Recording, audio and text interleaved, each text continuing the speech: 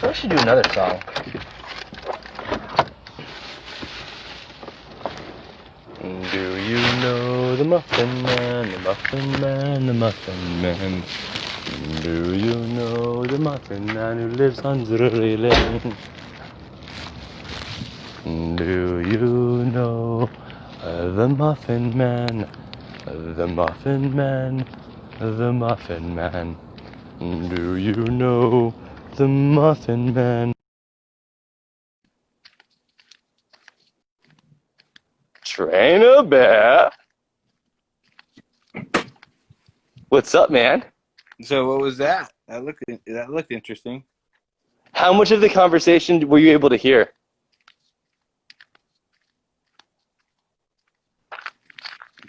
Say again? Was that Students for Trump guy? No, dude, that was a member of Antifa. Oh, really? Yeah, so he was in one of my classes last semester. Carlson, welcome. And so we'd identified him like pretty early on in the semester as a member of Antifa through his like social media accounts. Like we had guys doing research for us and stuff. And so after we identified that he was Antifa, it was just kind of like, all right, we're aware of it because Antifa attacked our, Alair Bear, welcome. Antifa attacked our organization a couple of times as we were doing like things, like events on campus. And so we had to be aware of Antifa because they would literally attack us. And so, what's up? With their faces covered? Of course. Was that before? Was that before the Karunu? Yeah, this is before like any of the BLM bullshit like really kicked off this year. And so like this is just a threat we knew that we had to deal with, and so we kept ourselves well informed on the local Antifa members.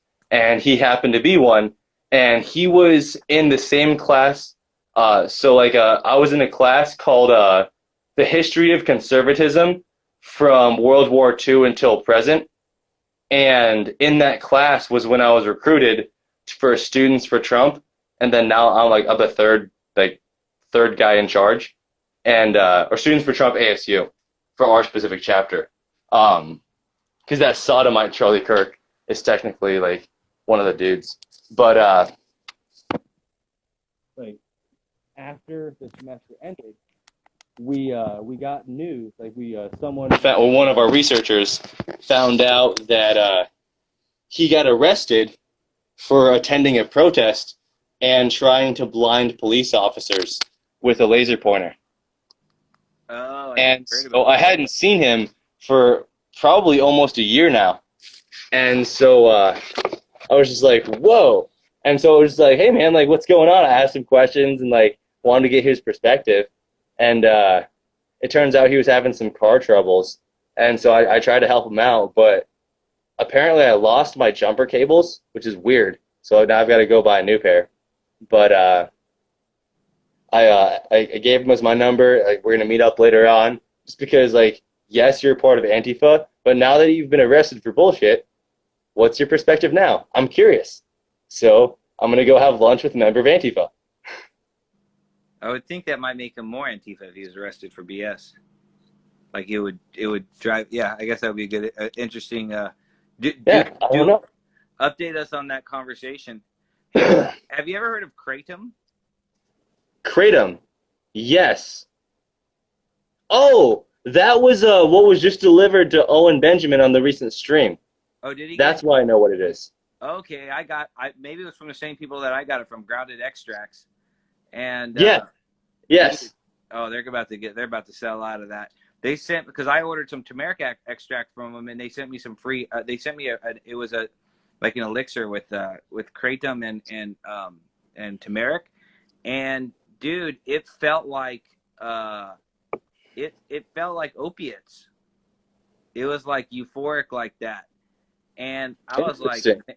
because I make cannabis products, so I'm like, I should make, if I could make a tincture with kratom and cannabis, dude. I think that would be like the most popular thing ever, because Could you send me a kratom? Because I tried, after I watched the stream, I tried to look up grounded extracts, but I couldn't find anything. they're on Instagram. It's grounded Well, extract. yeah, I looked on Instagram, but they're like maybe it was a misspelling or whatever, but I missed I couldn't find them. So could you direct me to that as well? Yeah, I'll do that. I don't have any more. I'm gonna try to order a bunch now. But dude, that would be a sick product, I think. So that's crazy. You Antifa member, huh? Now Yeah. he saw you as a good dude. Trying to help him out. It's Well, that's yeah, because when I was talking to him in class, even there was a couple times where I specifically sat next to him so that before class, we could have in-depth discussions on why do you believe in socialism? And he's a kind-hearted dude. He's just really dumb. And so I'm curious on whether or not he's leveled up or what's going on in his mind because as Yuri Bezmenov said, these kinds of people are useful idiots. So at the very least, I have an opportunity to pick one of their brains. I'm not going to pass this up. He might. From what I've seen on videos, when you ask them questions that they're supposed to know the answers to and they don't, they got to call in their superiors to give you the official answer. But Yeah. probably won't be like that. I mean, that's when they're on camera. It probably won't be like. So the last time I was in one of those situations, it wasn't with Antifa. It was with Jehovah's Witnesses, and it was one of my high school buddies. And he was like, "Oh, let's just go have lunch." I was like, "Great." And then four of his homies showed up, and I was able to logically disarm every single one of their arguments for 2 hours until they just gave up. Right, which they're used to that. But I got free food, and it was a fun argument, so it was worth it. I think that's the game they like to play. They call it persecution. Well, most people don't have the discernment to question these very, very basic logos issues. And so if you don't question, so it's if you're, I don't know, I still don't really know how to describe it, but it's most people, as they just hear things, they're just oh yeah, okay. And then there's oh, either I agree or I disagree. And they don't quite think, why do I disagree? How do I logically prove why I disagree with you? And so because I was able to do that with these Jehovah's Witnesses for a solid 2 hours, they just got bored and they left. Carson's asked about Jehovah's Witnesses. I don't know a whole lot, but I know that they're really focused on the end times. They're right for the COVID situation. They're all about submitting to the government. Mm-hmm. That's part of the thing because they want to be at peace with the government because they think they're gonna get into the government of some way, into the they're gonna be basically from what I get they might not know this, but it sounds like they want to be a part of the ruling class of the New World Order. That's what it sounds yes. like. So they, I think it's a Masonic. The owner, the founder was a Mason or something. Possibly. I'm not quite sure. Right now, my battery's at 15%, and I've tried plugging it into multiple sources, and nothing says it's charging. That happens to my phone sometimes too. Our government is not biblical government. Well, yeah, correct. Definitely not. But they're, Jesus said to Pontius Pilate, "You were given your authority from above." Yep. I don't know if he meant God or if he meant the above of his government. Well, there's even biblical verses where it's like, ah, shit. Um, where all authority, like all physical human authority is given unto us by God.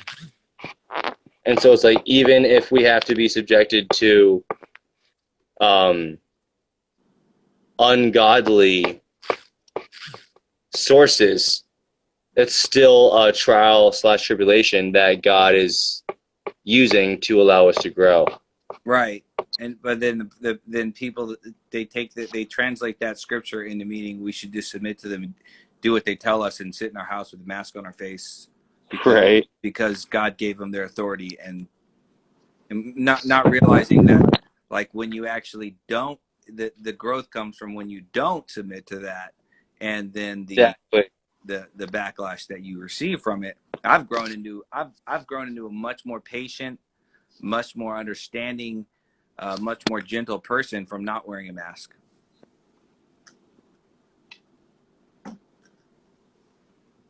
Because I was at first I was combative and confrontational, and that eventually led me to getting arrested. And then I realized that that's not the best approach, you know. So Mm-hmm. and I've become I'm like, my level of peace now is really high. Like, going to jail gave me a level of peace, and maybe that happened with that dude too. It's weird how that works. The jail changes you. Um, You spent hard time in the rig. yeah, You changed. I was there for 5 minutes. I spent 5 days in jail. I was forced to go to a white supremacist meeting by a Mexican. They're like, you got to go to that meeting over there. I'm like, why? They're like, it's the white supremacist meeting. I'm like, well, I'm not a white supremacist. He's like, you have to go. You're white. You got to go to the white meeting. And I go to the meeting, and I'm like thinking they're going to be like making plans of how they're going to kill the Mexicans and the blacks. And it was just really like business. It was like, okay, well, I'm getting out today, and I got this key that goes to this one thing that has some sort of inventory, and I need to get rid of it. So Johnny over here is going to have the key, and that's about it. So it was not as exciting as I was hoping. I have trouble understanding Romans 13. It's like I get to Romans 13 suck. That doesn't suck. I don't know. People use that incorrectly. Here's the thing I think about Romans 13. Rome was the epicenter of it's like San Francisco or something, right? It was just the epicenter of debauchery and like tyranny and communism and all that stuff. And so, Yep. like, Paul didn't want to give advice to the Roman Christians that would get them all killed. So he was like, hey guys, maybe you should be a little more submissive, because if they were getting based in Logos in Rome, they were probably kind of like us, where Well, I think it's kind of a graveled understanding because, like, he obviously wasn't saying to become lukewarm so they don't get thrown into the arena. right. He wasn't saying that, but like maybe yelling and screaming over a mask, and the temperature level that it was at that time, maybe that wasn't worth it. Maybe, I don't know, like that it could have been, they could have been rebelling against a lot of things that they didn't really have to. To be fair, I think trying to make a COVID analogy versus the early Christians when Christianity was legal is probably not the best analogy. How dare you? Listen, I got told that I could not buy my Jamba Juice, and that's basically like being thrown into a pit of lions and being eaten alive. No, dude, it's the mark of the beast. Without the mask, you cannot buy or sell.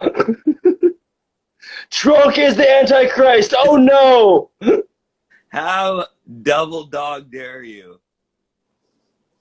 I know it is. I made a. The meme where it's like Mel Gibson and he's talking. It was like the Passion of the Christ actor, and he was like covered in blood and he's talking. You know that meme? And Yeah. I made one of those, and it was like, So I was in the store trying to get cookies, right? Like talking to Jesus covered in blood,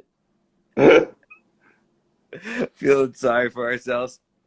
Uh, I want to pull a Duterte. Oh, that. So yeah, that was. Oh yeah, I was thinking about how it seems like now in the Bertaria, like is the Sharia law is getting a bit elevated. Like people, Owen calls himself Islamo-Christian and all that stuff. I guess I get it. There's some aspects that are useful, but if the people, if that message became, the people still determine this country. I think, the media distorts the people's will, but it's still the people's will that determines the direction of this of this nation. So, which is why divide and conquer is so important. right, and like I think that one, it was like I remember hearing, I think it was like a motivational speaker, Jim Rohn, and he was talking about people that they run to the hills and they get gold and silver and bullets, and he was saying, his point was, you got to think about what if everyone took the mindset that you had, then what would that do to the whole system? And he was saying that would destroy the economy, which, some people would say that wouldn't be a bad thing. But the point is still there, which is like, okay, so the Islamo-Christian idea, I get it. You're sort of, you're trying to be, you're trying to challenge people to think differently, right? To get away from saying Muslims are bad, all that.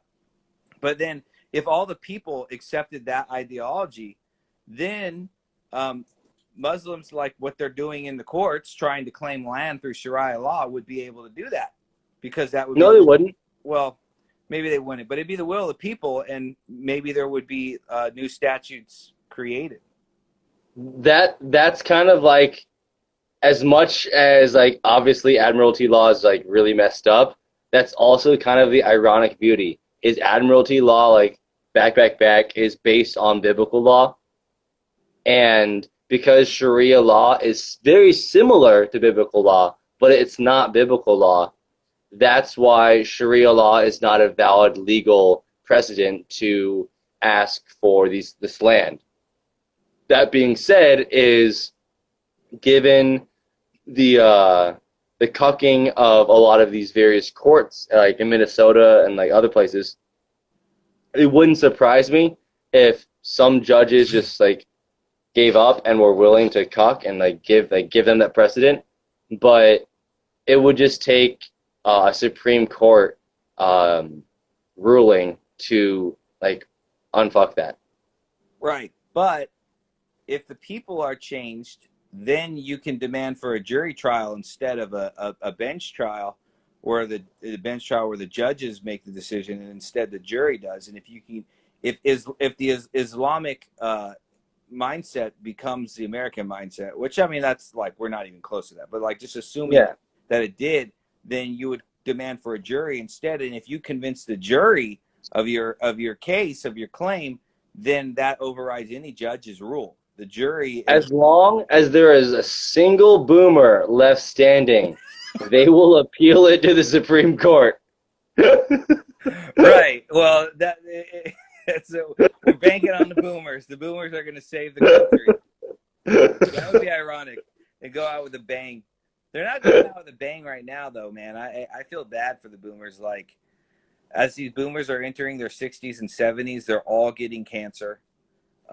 Like, I know so many that, family and stuff, and are getting like seizures and all this stuff, because they they they waited their whole life to retire, and they instead of helping their kids buy a home or something, they put it in their retirement account so they can go on their fancy vacations, when they're retired, and travel the world. And then it's like, you do all that, and then you get to your retirement, and then you get sick. You're on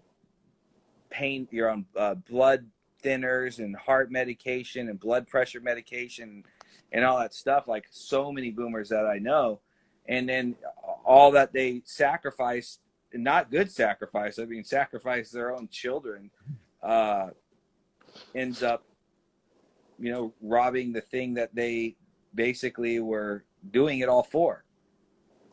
Yep. The Um, Faustian deal at its peak. yeah, but I think Generational usury. yeah, they're deceived though. So I think, although in Job it says that um, like everyone is responsible for God if they are deceived or if they are the deceivers, basically. Um, that there is a responsibility for that, but I do think that if you're deceived, it's got to be a little bit less punishment, and so maybe they can redeem themselves. Maybe they will Well, be the last. everyone can be redeemed. Right? They could redeem themselves and they could save this country. The boomers are going to save the country. We went to the moon, damn it, and we saved this country from tyranny. With their HCQ, hydroxychloroquine, Hillary Clinton is Q. I can see the headlines now. 2045. Moments before the last boomer died, he made an appeal to the Supreme Court and saved us from Sharia law. We go up to heaven. They're like, we saved America. What did you do, millennial? We went to the moon, and then we saved America from those dastardly Islams. That's right. They hate Islam. We saved Israel. What did you do, millennial? Dude, everyone. And dude, and then like in heaven, like when we get up there, the response is like, dude, we're already in heaven. Like we've got all like God's home movies. Like the firmament is a thing, right? How dare you? Even in heaven, they can't overcome their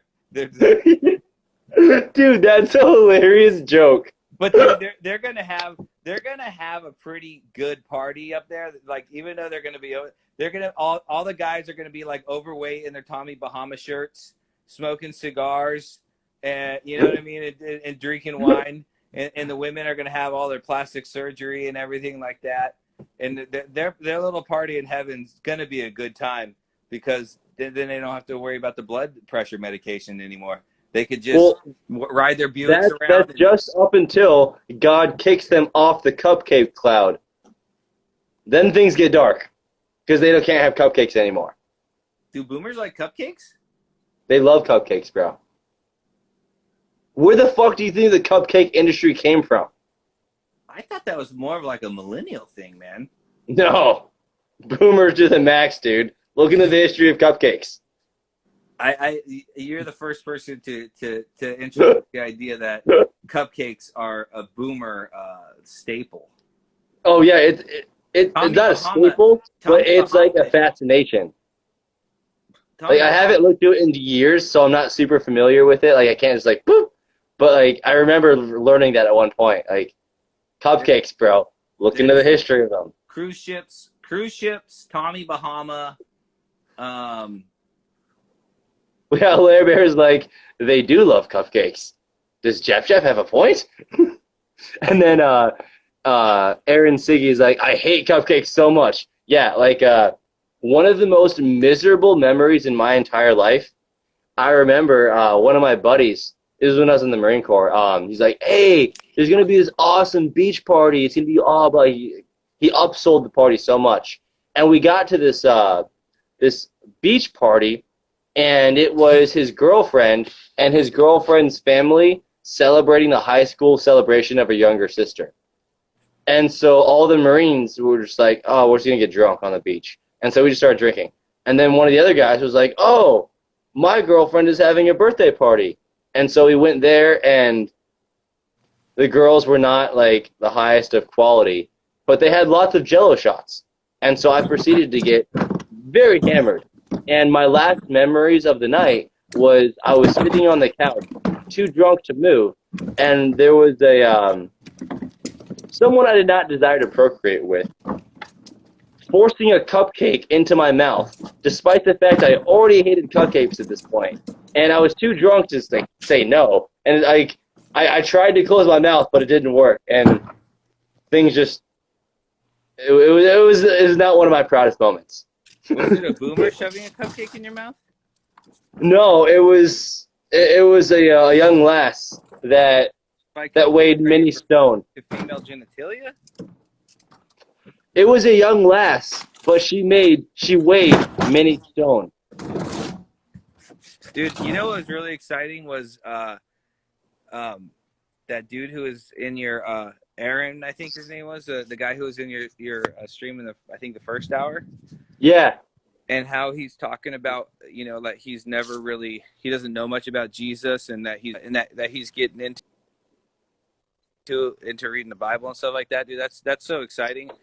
It's crazy as Logos rises and people start seeing like the lies that this world is, how it leads them to Jesus and to the Bible. Well, look at how much Logos he already has. Could you imagine how much fun the Bible would be to read if you started out with that much Logos, like before you started reading the Bible? Right, that's so true. Yeah. Like, yes, cool, I've read the Bible a bunch of times, but like when I first started reading it, I was beyond retarded. Like I was literally a child. Right. Like literally. And so like as I read it again and again over the years throughout different seasons, I've gained like deeper levels of meaning. But to start out with so much Logos, it's like, dude, I'm a little bit jealous. When you get an understanding of the Graveler, and then you read the Bible, and you just see the spirit of the Graveler throughout all of the, like for me, I like reading the Old Testament because I realize that all these people that for some reason we made to be heroes, like the Abrahams. Dude, the moon is such a trip right now. Like Abraham. Like you could see the strong Graveler gamma tendencies in Abraham from the get-go, you know, and obviously the Pharisees, you know, and just when you understand the Graveler and you see the way, dude, in Egypt he claimed his wife was his sister, so because he was so scared. Graveler 101. And then you always assume when you read that scripture, you assume that the king was a bad guy. For some reason, no, the king was trying to do the right thing, and Abraham tricked him, and the king felt so bad, he then gave Abraham sheep and slaves and shit. Well, like ultimate Gravel. It's not that he felt bad. He actually was more fearful of God than Abraham, because remember he had a dream. Well, yeah. He had a dream where God said that's his wife, and whereas a lot of people have a dream and they go, oh, that was a crazy dream. Okay, I'm going to get this hot chick. I'm going to bang her tonight, which basically was, you know, the situation there. But he actually had reverence for God to a higher level. And you like, these are the type of things that I wouldn't have seen before I realized some of these. Dude, Isaac did the same thing. You always assume bad guy is the non-Jewish guy, and all the Jews are the good guys. But then when you read the Old Testament, you're like, dude, these people were fucked up, man. They just go into places and kill all the kids and all that stuff. And then we get taught in church they needed to do that because if they didn't wipe everyone out, then they would have risen up and came against them. Maybe, but like, you know. But no, but dude, it's more basic than that. Like Abraham grappled his wife, gained riches, because there was an honorable king. Isaac did the same thing. Jacob, who was later renamed Israel, was literally like Jacob, his name literally means trickster, and he tricked Esau out of all of his blessings. He grappled the whole, like Esau was supposed to be the alpha. Like Esau was the alpha, Jacob was the gamma. And he outdid him. He took advantage of a moment of weakness. That said, Esau's the only person in the Bible that that God said he hates, and I think it's like also how Jesus mentions like don't have like the curse where like Esau was crying over his loss of blessings. Like Esau is like a great learning lesson because he was given the alpha, the prominent position in the family, and according to that that culture, he should have had all the blessings of Jacob, because of his temperament and his lack of patience, he fucked himself, and that completely changed history. Well, the interesting part about it is because Jacob became Israel, which basically became the Jew. And I know people would argue that, but whatever. But the interesting thing is then the Jew became Esau because they were the chosen ones. They were the blessed ones, and they sold out for lollipops and fancy pants. Just like Jacob did, sold out for a bowl of soup. That's what they sold out for, to have the riches. Dude, full circle. You're full right. Circle, bro. And so then we Christians become Jacob, but in the righteous way. We get the blessing because they gave it away. We didn't have to trick them. Well, see, but now we have 501c3.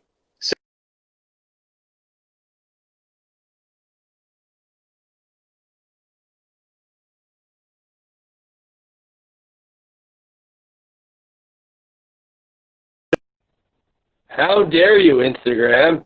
I need to hear Trainer. Oh, Trainer's back. Dude, that was. Goodness. They basically Jacob again. How dare you, Instagram?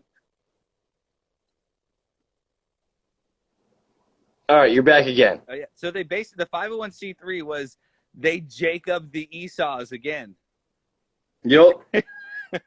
and then they just finalized that with the COVID, and they got them to shut the doors. So now we become the Esau now. Bears. Now that starts a new cycle where Jacob or Esau, depending on the perspective, because like who knows? Like maybe it was Jacob's mother that corrected that negatively influenced him, and when he moved away for 20 years, he could have had the opportunity. Like he had the opportunity to not be a grabbler, but for whatever reason, like he did wrong. He can't help himself. Yeah, so like at the same time, it's like the Bears were such an intelligent community. We all have the potential to grabble, but we're keeping our eyes on God first in our own spiritual ways, because obviously not all of us are Christians. But like we're keeping logos first for those of us that don't specifically believe in God, or Allah first, whatever. And and because we're consciously aware of history's mistakes, we're avoiding that. And it's like, all right, we're aware that once you get too big, things get grabbled, so we're purposefully avoiding that and keeping things as organic as possible. Dude, that was some gravy. I like just go the Jacob to the Esau, back to the Jacob, back on the Esau. Right? But I still want to believe that the Jews were the chosen people, but when they killed Jesus, they lost that. Well, so whether or not we are, or whoever is God's chosen people, if I have a choice, be God's chosen person or be God's child. Yeah, exactly, dude. That's crazy, because I texted my Jewish friend. I don't think he got back to me. I texted him like, who is Yahweh to you? To the Jew, who is Yahweh, and what is your position? Is Yahweh is Yahweh God, master and your servants? Is he father and your children? Because I don't think they call themselves. Do they call themselves children? They're servants. Yeah, they're the servants, right? They're not in the same position as the Christian, who's the son. Correct. Or daughter. How dare you not be politically correct? The prodigal son had the option of becoming the child, but he wanted to become the servant. And that's the beauty of that, is because in his own ignorance, because like he didn't have the self-esteem to come back and be like, Dad, I messed up. Like, can I like still be your son again? But he was like, no, I have to be a servant. And the father's love was so great. He's like, no, son, I won't let you be a servant. I love you too much. Let me slaughter this cow and let me put this robe on you and like put the rings back on your fingers and accept you back into the family. And like that's why the prodigal son is like so passionate and moving, because so many of us are have self-esteem issues in various ways where we feel too ashamed to approach our Father God, and so we just avoid him, and in various ways we self-medicate, blah blah blah. But like the prodigal son is like shows us that we can, even if in our lowest moments, we can still approach Father and be like, I feel like a servant, and then he will reassure us and show us like, no, you're my child, and like just give us that love and like build us back up from whatever depths of darkness we were previously in. I guarantee you the other son was like 6'7".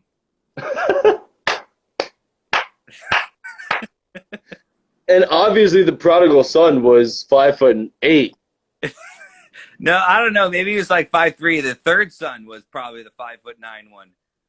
The one that wasn't mentioned, that was Jesus. Because you know, the for those who don't know the story, the older son was, he threw a big tantrum because his dad threw a party for the son that sold half the inheritance and went and slept with strippers. Dude, how funny would it be if we got a cartoonist and like making fun of tall people became like a big like theme in the Bears, and then eventually like a year from now it got to Owen? That would be so funny. Yeah, except for being you're 5'9", I'm 5'8", so then it would be like, yeah, obviously because they're short guys, they're gonna attack the tall guys. Well, no, so that's the hilarious thing of it is, like, right now we're just establishing this joke, and like there's an element of truth, and it's hilarious. Right. But like, as like this whole community that like we're developing right now, like the sub community within the Bears, um, there may or may not be a cartoonist that like makes a joke out of this. And just hypothetically, if that happened, and then like someone emailed it to Owen, like he would find it hilarious. I guarantee you. Yeah, he should. He appreciates a good joke. Thank you, Satcha Von Dongen. I didn't know you were in that stream, but that was actually a pretty special morning. I was on Ohio Fiber's church service. He was doing, you know, he sang his his hymn a cappella, and he was going through some Bible scriptures, and then he let me and my wife come in and do like a worship song, and it turned into a good prayer moment because I was during the worship I was like, you know, asking people to say what they want released on the earth, and people were saying like fortitude and you know, grace and all that stuff, and while people were saying these things, we were singing about Nice. it and all that. So it was actually it was really good, really special time. So he wants me to go on it every week and do that. So Nice. he gets like 30 people in there, dude. It crushes. Coolio. It's funny how that works. Like Owen's one of the most watched live streams on the internet, basically, and it's maybe like live like 300 people, you know, and I wonder when they talk about the, you know, TV ratings and how many people, if that, how honest that really is. Well, obviously they're lying. Like if Owen like crushes the world with live streams and he only gets 350 or something, like how is there, you know, 20 million people watching something? I get it. I guess the TV is a better distribution channel right now than a Well, phone. so obviously the numbers are higher, but then in addition, obviously they're also lying. Like both things can be simultaneously correct. Like right now, sports, which has always been a really high, you know, viewership, is like getting crushed. I mean, I've always loved watching sports. I have no desire to watch sports really at all. Yeah, like between the sports, they're all down between 30 and 50%.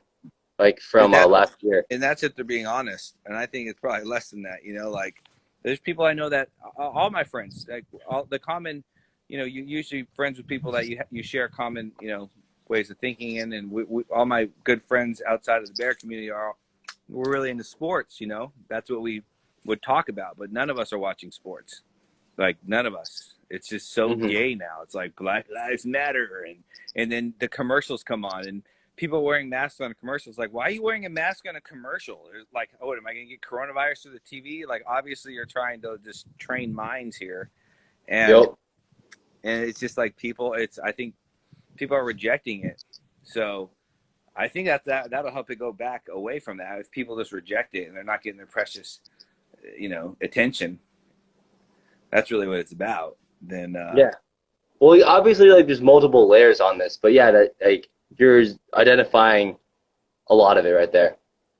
elementary school is the beginning of TV indoctrination. I don't know. I guess I'd want to know what he means by that because it's not like you go. I'd be willing to argue it begins even earlier than that I think it through begins like with parents. indoctrinated parents. Well, I think it begins with, and any parents in the room would understand this. I think it begins with parents being overwhelmed and just putting on a TV to pacify their kids so that they can get a break, which not necessarily a good thing. Well, definitely not a good thing, but it's just like at the same time, how it should be. How it should be is that you should be in a community, and if you need a break, you know, the other women in the community, they're not at work, you know, they're all at home, and they share the kids with each other to give each other breaks. That's how it should be, but it's not. Exactly. So what takes the place of that is the television. Well, so that's all I'm saying is indoctrinated parents or desperate parents, whatever the proper term is, it's the parents who are not properly equipped. That's where it starts, and then elementary school just continues it.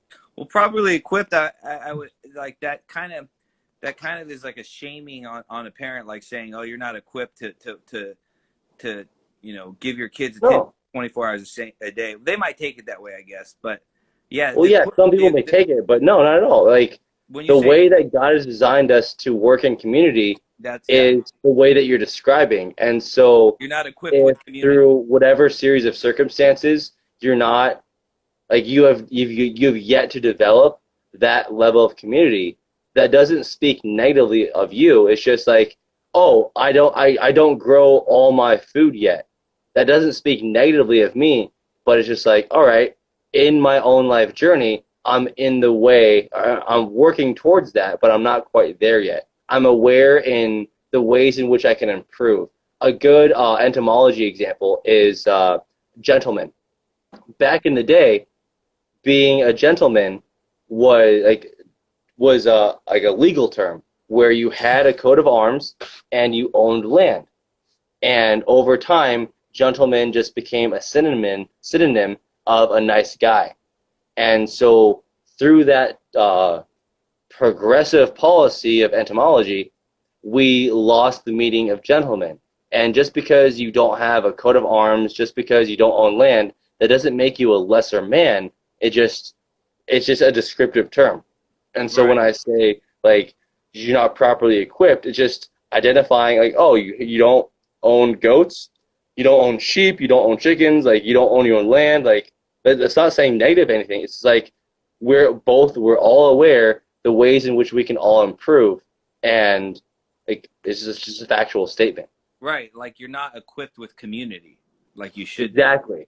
And see, that's where I mean we talk about it of the idea that women have been deceived into thinking they should be part of the workforce, and then they go in the workforce, and then it saturates the market, and so the men their pay is cut in half. So then it becomes a place where they feel like the women have to work because of that. Which if instead it went back to being self-sufficient on the land, then the women wouldn't have to work because you wouldn't have to use money to go buy groceries and and pay bills because you'd have your own power and all that stuff. So Well, it's that's like the think gravel. about like the money that a woman earns with her 9 to 5 versus the value of not spending money on childcare services, not spending money on groceries, when like the woman like not spending money on like maids or cleaning services, etc., etc. Like when the woman is most powerful is serving her husband in a protected manner under God in the home.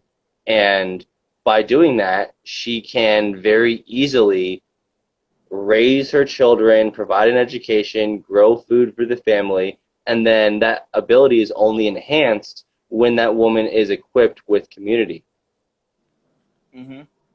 But And the problem is that there was a seed planted in there that made them think that there's grass greener on the other side. That life at home doing those things it wouldn't be as exciting and pleasurable and all that as if they were working and being independent and all that. And so that's the hard part. Even if they even if, well, they define independence incorrectly because being independent by having your own job and like having like debt and stuff, no. But truly, for a woman, truly being independent is either A, being protected in the home before you're given unto marriage, or after you give it unto marriage, being protected in the home. Just, it's a different source of protection. Either it's your father or your husband. And that's true independence. yeah, where there's there's not a pressure to provide, Yeah. but rather what would be so then what would you say then if the man is to provide, what would be the role then you would say of the woman? Wait, so you're saying if the male ceases to provide, No, no, what's no, the no. I'm saying if you would define like the strong male role as provision, so that a woman shouldn't be focused on provision, then what would be the woman's role? the woman's role is to build the home, like turn a house into a home, to like obviously like build the family because that's like how God made them, and then to instruct the children, to like support the husband as an equal but different partner. Like men and women have different strengths and weaknesses, but we're under God's eyes, we're equal partners.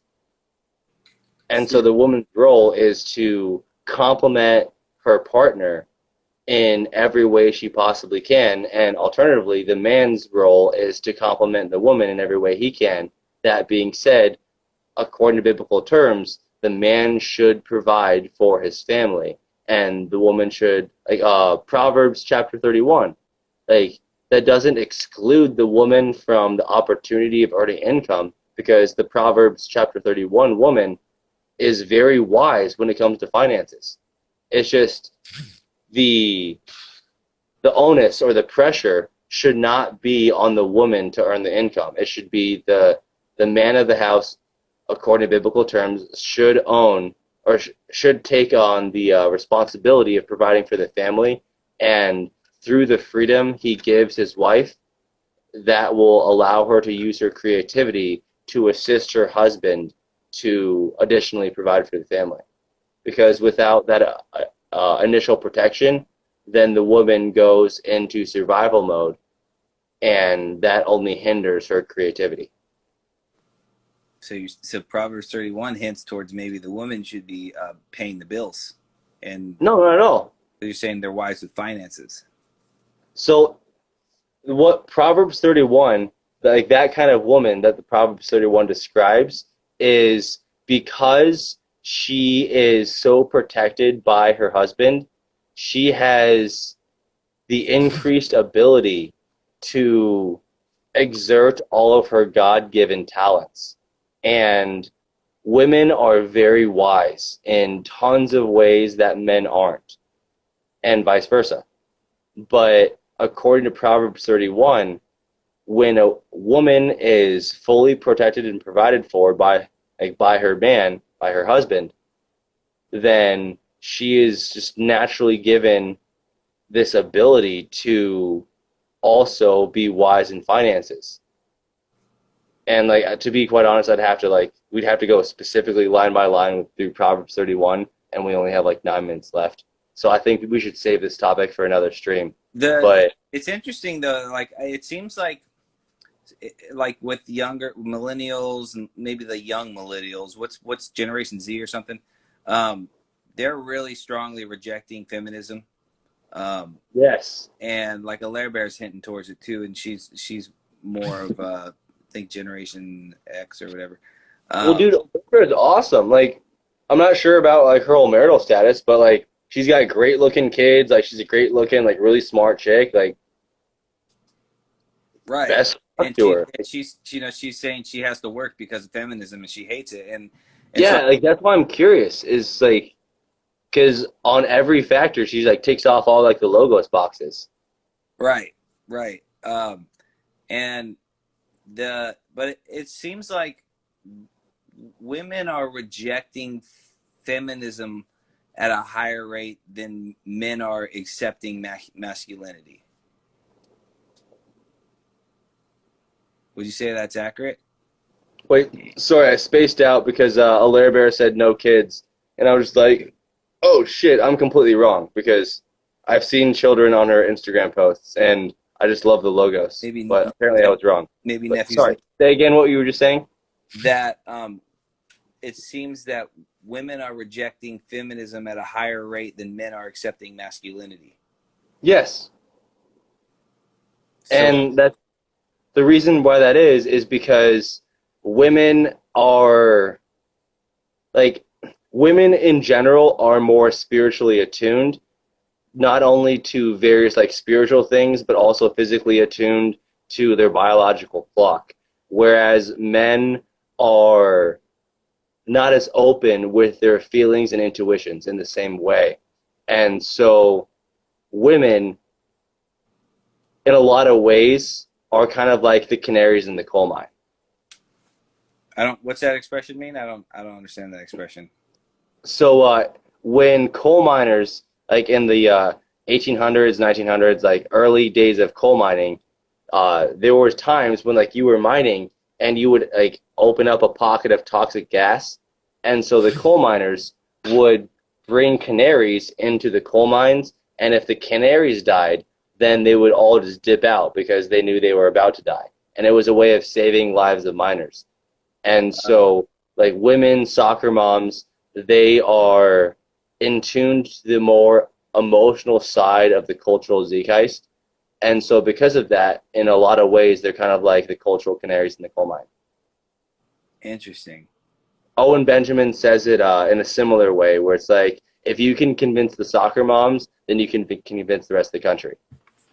Well, it seems like that's happening, and so like in that sense, it's almost like in the sense it's like the women are leading the charge on that with but I think they're leading the charge in the repentance of men, because I don't think women can change the country.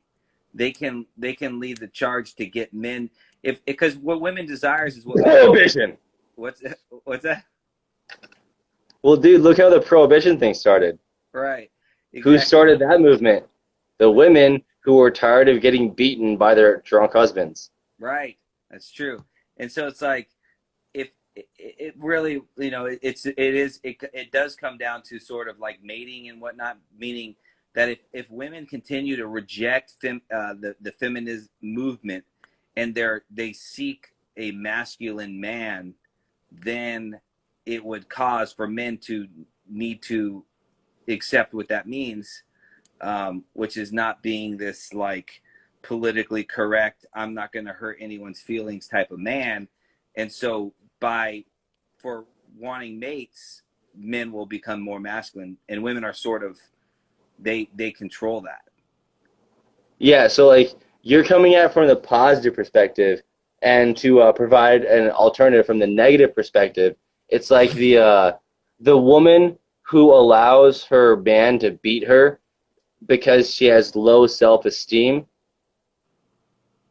encourages that bad behavior. So you're saying that like because of these situations like that encourages the woman like through romantic effects, blah blah blah, like for the women to increase morality. And then I'm providing the opposite opinion where like in other cases, like the low self esteem of women and their except like their I guess hopelessness can lead to like the same things, just different trajectories, different vectors. Well, you're talking more on like individual basis, like an individual woman could do that. I'm Yeah. talking more on like the group as a whole.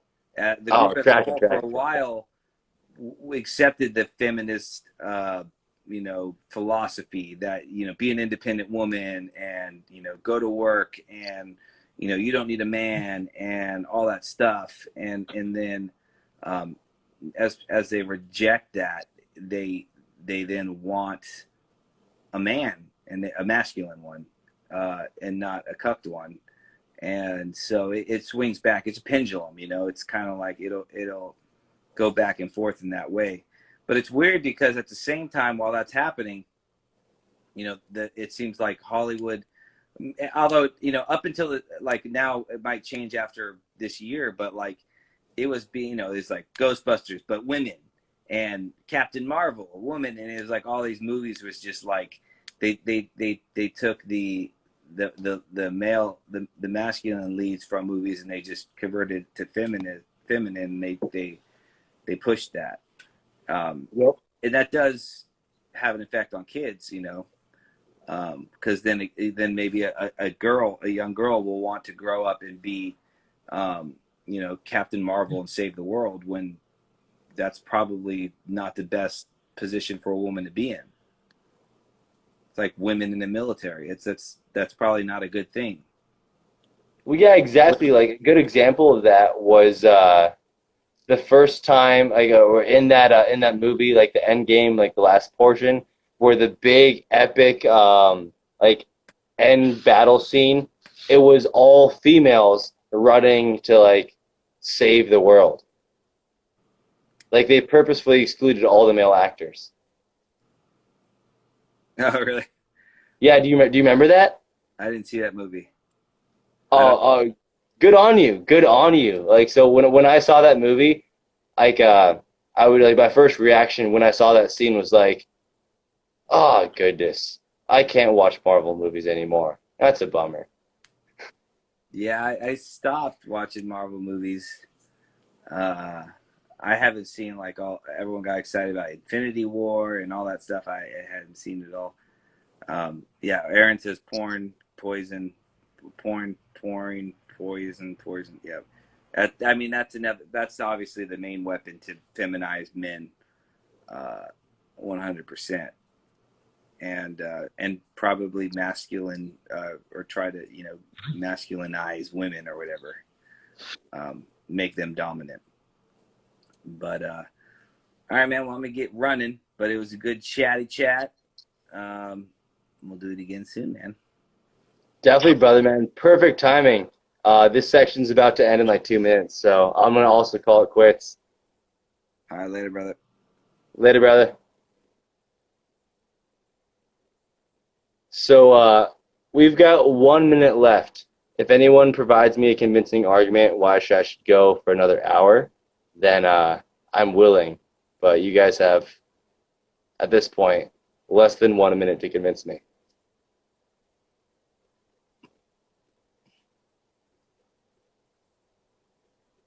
I'm willing to if the people ask for it, but at the same time, I do enjoy sleep. And like because generally when like we keep going, like you guys ladle me tons of gravy. All right, everyone's saying good night, good night. All right. With 20 seconds left. Good night, everybody. Farewell, and we shall speak soon. Tomorrow night, 8 p.m. Arizona time, because we don't believe in daylight savings, because that's gay. Good night, and God bless everyone.